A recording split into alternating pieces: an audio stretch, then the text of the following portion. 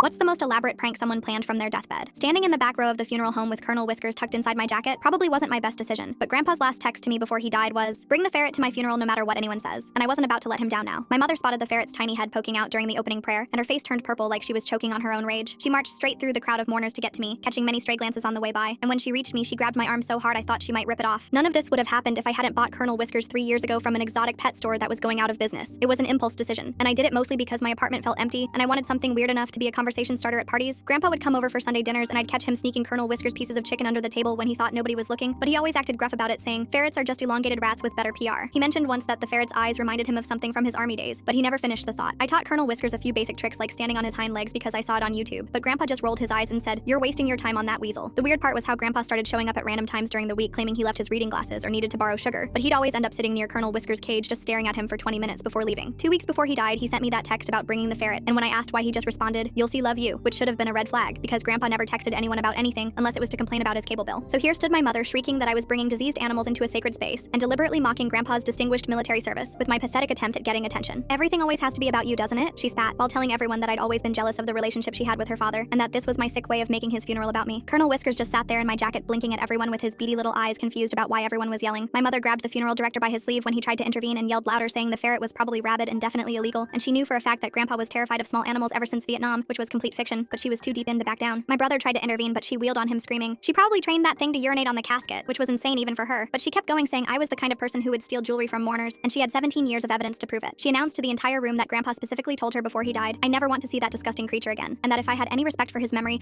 I would leave immediately before she called both the police and animal control. The room erupted into chaos with relatives shouting over each other about whether ferrets belonged at funerals, while my mother kept yelling that I was an emotional vampire who fed on family misery, and that's why I brought a rodent to their father's funeral. I kept trying to explain that ferrets aren't rodents, but nobody could hear me over all the screaming. The funeral director cleared his throat and announced it was time for Grandpa's requested video message, which nobody knew about, and the screen behind the casket flickered to life, showing Grandpa in full military dress uniform. He stared directly into the camera and said, "If my daughter is making a scene about Colonel Whiskers right now, then everything is going according to plan." And my mother's face went white. Grandpa continued, "What none of you know is that I've been secretly training that ferret for 2 years in advanced military drill procedures because I needed a mission, and this seemed funny as hell." While my jaw dropped open, he barked, "Colonel Whiskers, attention!" and the ferret shot out of my jacket standing in perfect military posture while everyone gasped. Grandpa rattled off commands and Colonel Whiskers executed a full military funeral drill, including a rifle salute pantomime, while Grandpa explained he'd been sneaking into my apartment 3 times a week using a copied key. My mother stood there paralyzed as Grandpa's video revealed he'd submitted Colonel Whiskers' performance as his official military honors request, with 3 veterans as witnesses, making it legally binding according to the funeral director. Grandpa looked straight at the camera and said, "I spent 6 months training this ferret to outperform my daughter at following basic instructions, and honestly it wasn't that hard." While Colonel Whiskers performed a perfect memorial tail flag folding demonstration using a tiny handkerchief, the video ended with Grandpa saying, "Colonel Whiskers is officially promoted to honorary grandson, which makes him outrank all of you, so deal with it." The ferret saluted the casket, holding the position for exactly 21 seconds, while my mother sank into a pew looking completely defeated.